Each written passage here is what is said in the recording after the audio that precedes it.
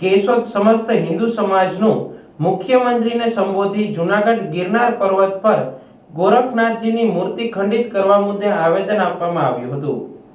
આવેદન આપતી વખતે સમસ્ત હિન્દુ સમાજે દશનામ ગોસ્વામી સમાજથી તાલુકા સેવા સદન સુધી બાઇક રેલી યોજી હતી। સંતો, મહંતો, નાથ સંપ્રદાય અને સમસ્ત હિન્દુ સમાજના આગેવાનોએ મૌન રેલીમાં ભાગ લઈ ગુરુ ગોરખનાથની મૂર્તિને ખંડિત કરવા મુદ્દે રોષ વ્યક્ત કર્યો હતો। મામલતદારને આવેદનપત્રમાં જણાવેલ કે ગુરુ ગોરખનાથની મૂર્તિ ખંડિત કરવી એ ભારત વર્ષની આસ્થા પરના ઘાતક પ્રહારથી હિન્દુ સમાજની લાગણી દુભાઈ છે, જેથી આરોપીઓને ઝડપી પાડી તેમના વિરુદ્ધ કડક કાર્યવાહી કરવાની માંગ કરી હતી। હું હરસુખનાથ શંભુનાથ નાથ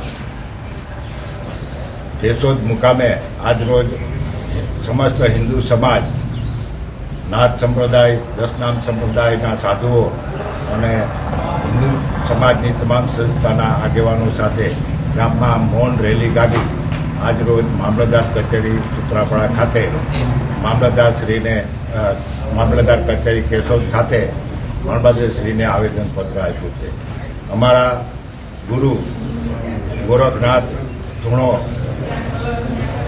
જૂનાગઢના મહંત સોમનાથજી અને વીર યોગી શેરનાથજી મહારાજ સાથે અમે સૌ સાધુ સંતો અને હિન્દુ સનાતન ધર્મપ્રેમી ભાઈઓએ એક મુલાકાત કરી અને અમને તેઓનું સતત માર્ગદર્શન છે।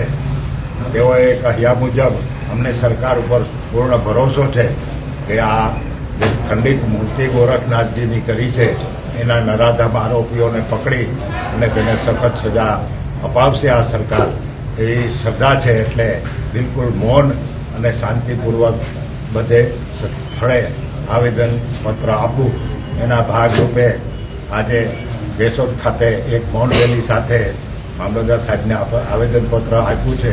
એમાં જોડાયેલા તમામ સંસ્થા અને ભાઈઓ બહેનોને હું ધન્યવાદ આપું છું અને આભાર વ્યક્ત કરું છું। આદેશ।